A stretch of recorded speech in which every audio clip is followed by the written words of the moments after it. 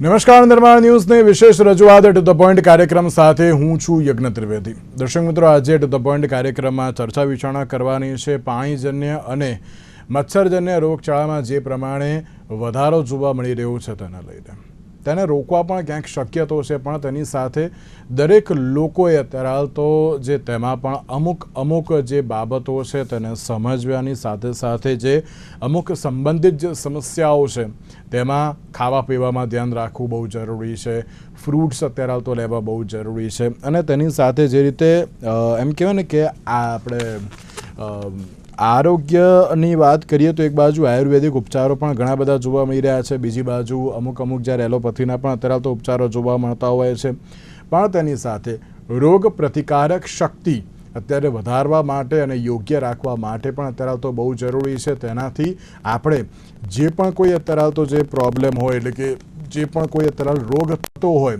તેની સામે પણ આપણે બહુ જ સારી રીતે બચી પણ શકીએ। જ્યારે આપણે પાણીજન્ય રોગચાળાની વાત કરીએ ત્યારે ડેન્ગ્યુ, મેલેરિયા, કમળો, ટાઇફોઇડ જેવા ઘણા બધા અત્યારે જે કેસમાં સતત વધારો જોવા મળી રહ્યો છે। બીજી બાજુ જ્યારે અમદાવાદની વાત કરીએ તો અમદાવાદ સિવિલ હોસ્પિટલમાં પણ ઓપીડીમાં સખત જે વધારો જોવા મળી રહ્યો છે, ક્યાંક તેના કારણે લોકોને હોસ્પિટલમાં દાખલ થવાનો પણ વારો આવ્યો છે, પરંતુ દાખલ પણ થવાતું નથી, કારણ કે વેન્ટિલેટરની પણ અત્યારે તો જે પરિસ્થિતિ જોવા મળી રહી છે, ઓપીડીની જે સંખ્યા વધી ગઈ છે તેના કારણે સિવિલ હોસ્પિટલમાં રશ ખૂબ જ વધારે જોવા મળી રહ્યું છે। આગામી સમયમાં તેને લઈને પણ કેવા પ્રકારની પરિસ્થિતિ સર્જાશે તેને લઈને તો વાત કરીશું, પણ જ્યારે પાણીજન્ય અને જ્યારે મચ્છરજન્ય રોગચાળામાં જો સતત વધારો અત્યારે તો જો થતો હોય તો હવે તેમાં ખાસ કેવા પ્રકારનું ધ્યાન રાખવું તે પણ અત્યારે તો જરૂરી બની ગયું છે। સૌથી પહેલાં જ આ તમામ મુદ્દાઓને લઈને આપણે ચર્ચા વિચારણા પણ કરીશું। ચર્ચા વિચારણા કરવા માટે અમારી સાથે જોડાઈ ગયા છે ડૉક્ટર રેણુકા સિદ્ધપુરા કે જેઓ આયુર્વેદના નિષ્ણાત છે। સૌથી પહેલાં તો રેણુકાબેન, આપનું સ્વાગત છે। જે પ્રમાણેનું અત્યારની વાત કરીએ રેણુકાબેન કે જ્યારે આયુર્વેદની વાત કરીએ તો આયુર્વેદ અનુસાર વરસાદી સિઝનમાં પાણીજન્ય અને મચ્છરજન્ય રોગોના મુખ્ય કારણો કયા કયા ગણી શકાય છે?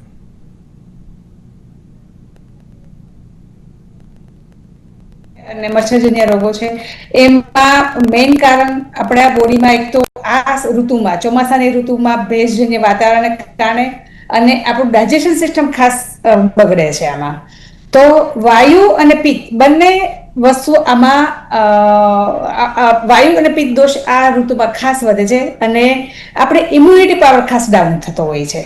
તો ઇમ્યુનિટી પાવર જ્યારે ડાઉન થાય છે ત્યારે આ મચ્છરજન્ય રોગો, ડેન્ગ્યુ છે, મેલેરિયા છે, આ અને પાણીજન્ય રોગો, કમળો છે, ટાઇફોઇડ છે, આ બધા જ પાણીજન્ય રોગો છે એ ખાસ કરીને આ ઋતુમાં આપણને જોવા મળતો હોય છે।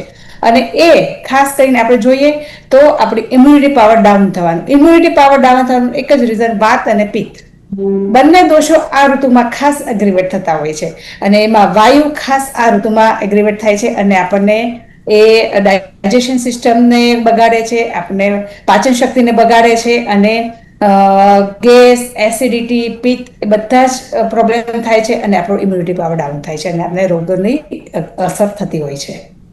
બિલકુલ બિલકુલ, એક બાજુ જે રીતે રોગોમાં તો જે સતત વધારો થઈ રહ્યો છે, પણ રેણુકાબેન એક બાબત એ પણ અત્યારે તો જે યથાવત જોવા મળતી હોય છે કે જ્યારે ડેન્ગ્યુની વાત કરતા હોઈએ, મેલેરિયાના કેસની આપણે જો વાત કરતા હોઈએ તો તેમાં એક બાબત સૌથી વધારે છે કે પ્લેટલેટ્સ અત્યારે હાલ તો જે ઘટી જતા હોય છે અને પ્લેટલેટ્સ ઘટે છે અને તેના કારણે પણ ક્યાંક પરિસ્થિતિ અત્યારે તો એમ કહો ને કે થોડી ઘણી એમ નાજુક પણ બનતી હોય છે, ત્યારે એને વધારવા માટે કયા આયુર્વેદિક ઉપચારો એ ઉપયોગી સાબિત થતા હોય છે?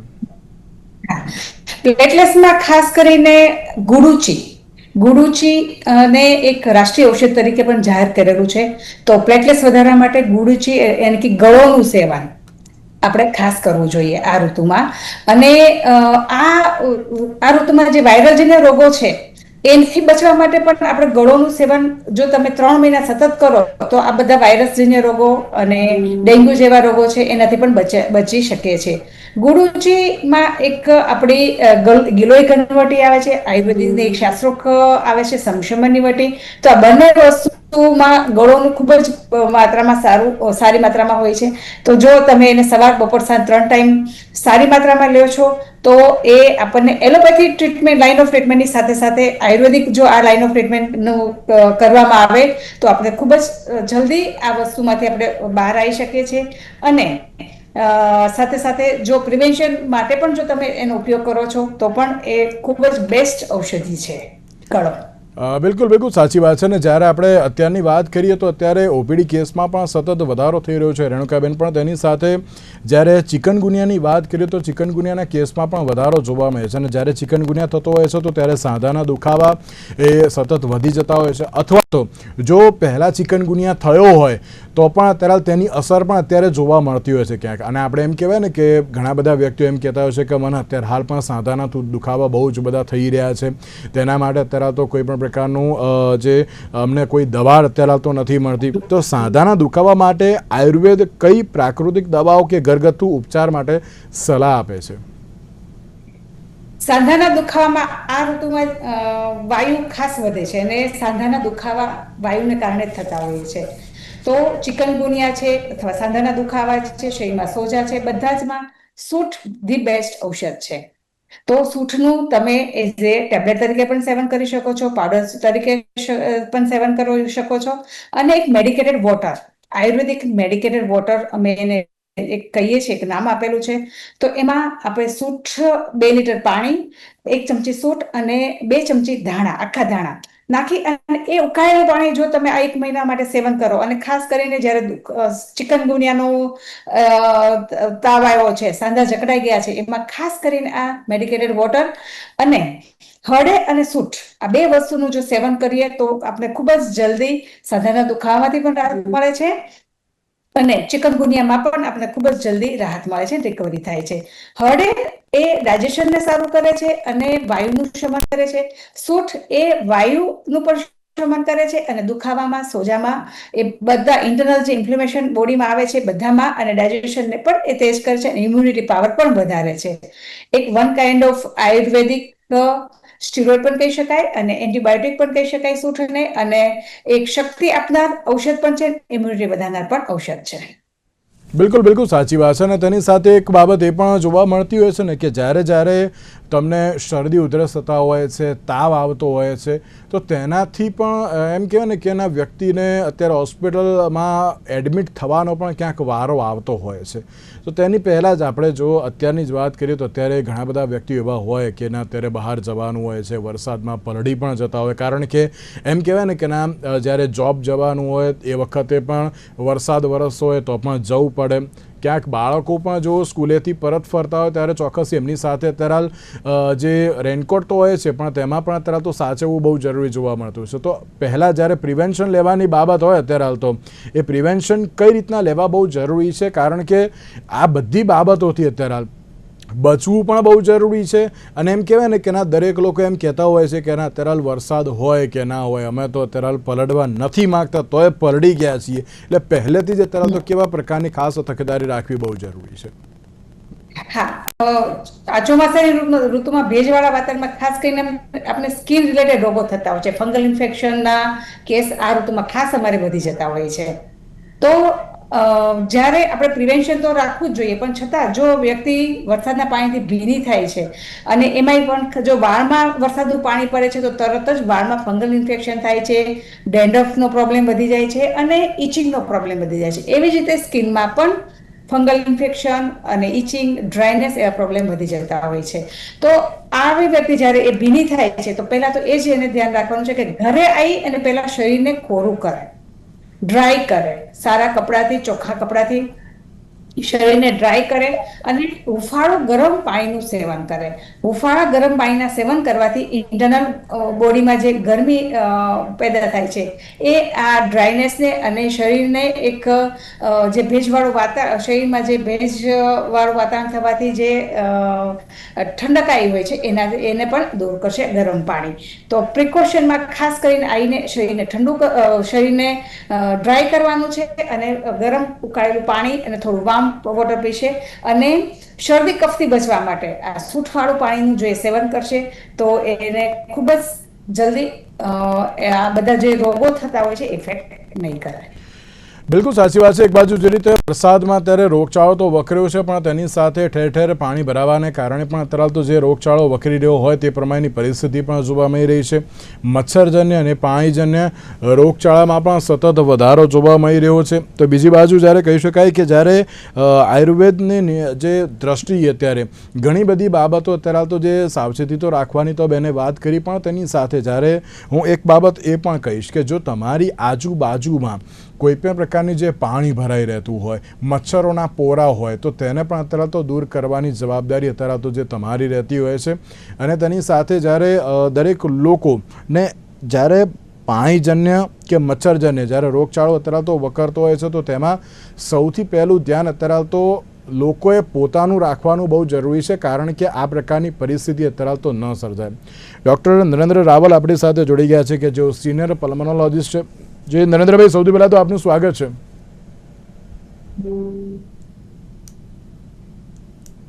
હેલો જી, મારો અવાજ આવી રહ્યો છે આપને?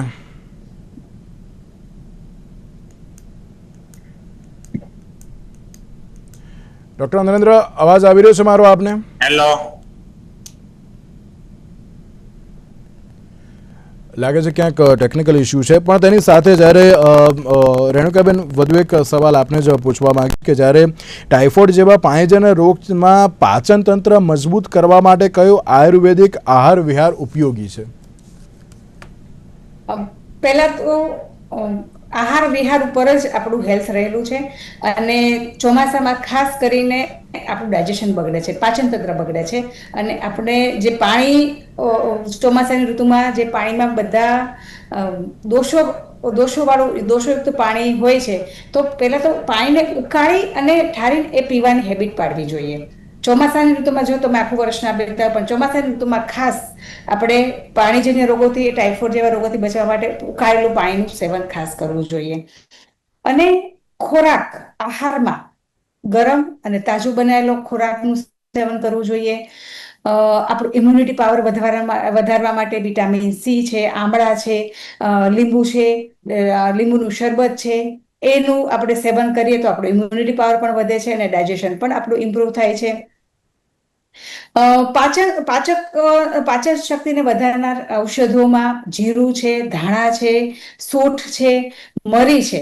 આ ઔષધોનો ઉકાળો બનાવીને અથવા એનો પાવડર જમ્યા પછી અથવા જમ્યા પહેલા એનો અડધી ચમચી એનો પાવડર બનાવી અને જો એનું સેવન કરવામાં આવે તો આપણી પાચન શક્તિ ખૂબ જ સારી રહે છે. અને ટાઇફોઇડ જેવા જે રોગો છે, પાચન શક્તિ નબળી પડવાથી અને પાણીજન્ય જે રોગ છે એનાથી આપણે બચી શકીએ છીએ.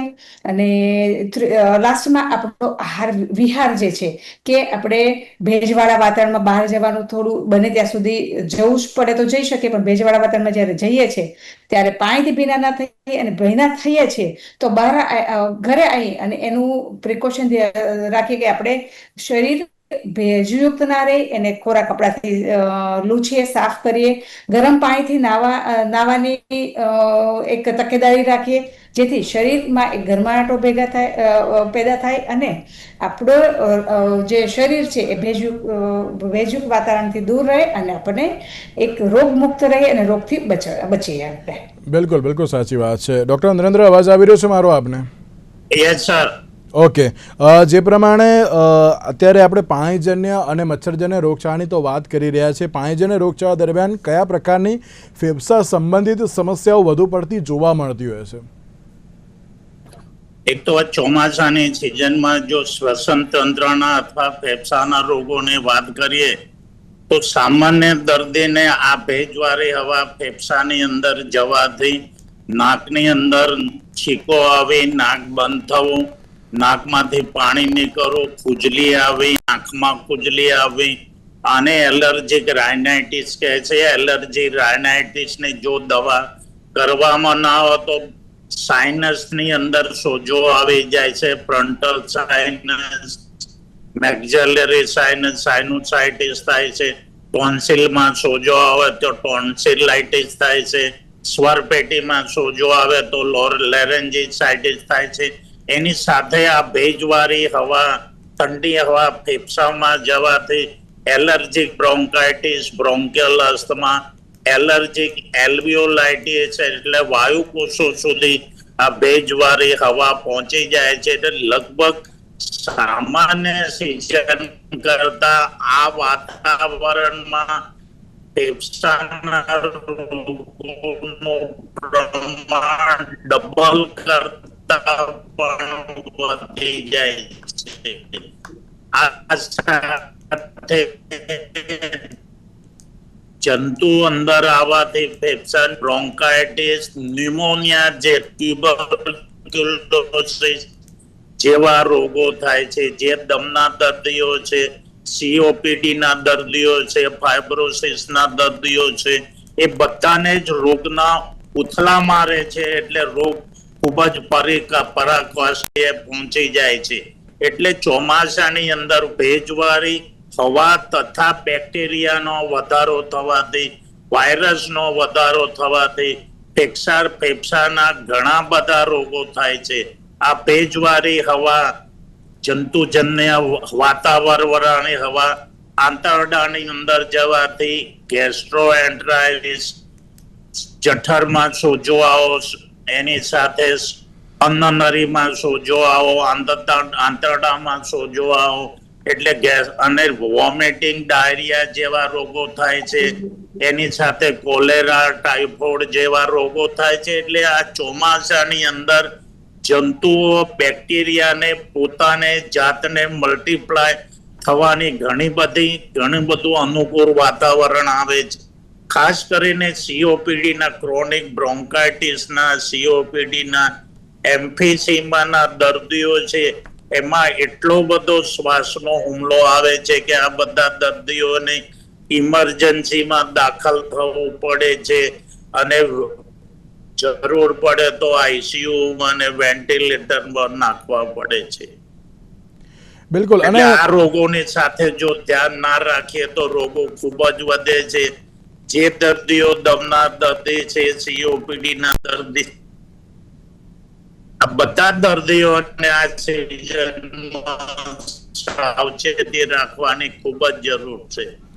બિલકુલ. અને એક બાજુ જે રીતે અત્યારની જે આ પરિસ્થિતિ જોવા મળી રહી છે ને તેમાં પણ ક્યાંક સવાલ એ જ યથાવત જોવા મળતો હોય છે કે ખાસ કરીને તકેદારીમાં આપણે એ ધ્યાન રાખવું જોઈએ કે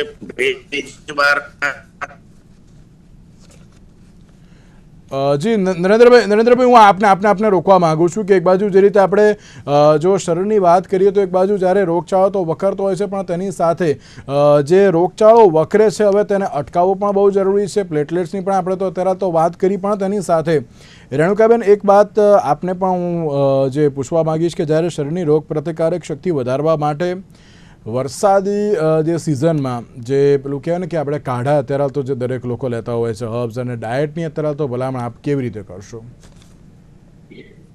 ડાયટમાં આપણે જોઈએ તો તાજો અને ફ્રેશ વાસી ખોરાકને એવોઇડ કરવું જોઈએ આ ઋતુમાં. અને તીખું તળેલું મરચાવાળું ખાસ કરીને આ ઋતુમાં એવોઇડ કરવું જોઈએ. ફ્રીઝનો ખોરાક તો સદંતર એને સ્ટોપ કરવો જોઈએ કે ફ્રીઝમાં મૂકેલી વસ્તુ તમે ખાઓ છો તો એ તમારે ડાયજેશન પાવર પર ઇફેક્ટ કરે છે અને તમને રોગિષ્ટ બનાવે છે, પચતું જ નથી એમ. અને ગેસ, એસિડિટી બધા રોગો એ પેદા કરે છે.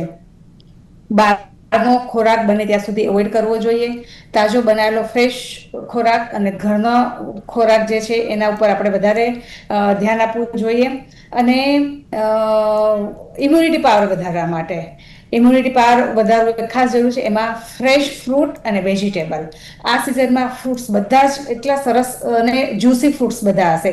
કુદરતે હેલ્થને સાચવવા માટે કુદરતી રીતે જ આ સિઝનમાં બધા જે છે એ ખાટા ફ્રૂટ્સને મૂકેલા છે. દાડમ છે, પછી પેર છે, બધા જ ખાટા થોડા ફ્રૂટ્સ છે. એ બધા ફ્રૂટમાં આપણને વિટામિન C મળે છે, ખાટા ફ્રૂટ્સ, અને ઇમ્યુનિટી પાવર વધે છે.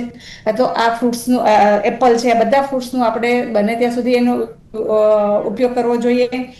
અને આ વિહારમાં જે છે યોગા, મેડિટેશન, પ્રાણાયામ, યોગા કરવાથી પણ આપણું ઇમ્યુનિટી પાવર વધે છે. તો યોગા ઉપર પણ ફોકસ થોડું કરવું જોઈએ જેથી આપણું હેલ્થ સારું થાય છે અને ઇમ્યુનિટી પાવર પણ વધે છે અને આપણે જલ્દી રોગિષ્ટ બનતા નથી હોતા. બિલકુલ બિલકુલ સાચી વાત છે. અને અત્યારે એમ કહેવાય ને કે ખાનપાનમાં સૌથી વધારે અત્યારે ધ્યાન રાખવું બહુ જરૂરી છે, કારણ કે વરસાદ આવે એટલે બટ ઓબ્વિયસ છે કે દાળ વડા ને ભજીયા ખાવાનો તો દરેક લોકોનો શોખ હોય જ, અને એના વગર તો આમ પેલું કહેવાય ને કે ના ચાલે અત્યારે તો, કારણ કે વરસાદ પડે ને હાથમાં દાળ વડા ના હોય ત્યાં સુધી તો મજા ના આવે. પણ દરેક લોકો એમાં પણ ખાસ ધ્યાન રાખવું જરૂરી જોવા મળતું હોય છે. નરેન્દ્રભાઈ, જ્યારે પાણીજન્ય અને મચ્છરજન્ય રોગચાળા સામે જે એક બાજુ શ્વાસની જે તકલીફ હોય તો તેમણે ખાસ કાળજી અત્યારે તો કેવી રીતની રાખવી બહુ જરૂરી છે?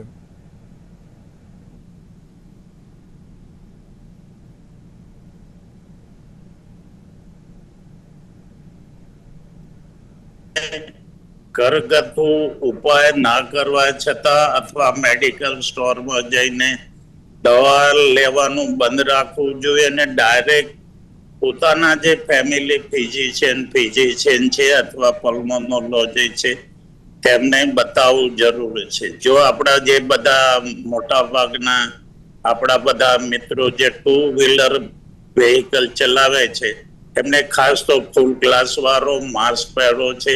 અને જો આપણે 1.5-2 લાખ 3 લાખની બાઇક વસાવી શકતા હોય તો સામાન્ય એક રેનકોટ સાથે રાખવો જરૂરી છે. મોટા ભાગના લોકો પાણીમાં પલરે છે, બાઇક ચલાવતા હોય ને પલરે છે. આ ભેજવાળું વાતાવરણ ને હવાના સ્પીડના હિસાબે ઘણા બધા રોગોમાં વધારો થાય છે.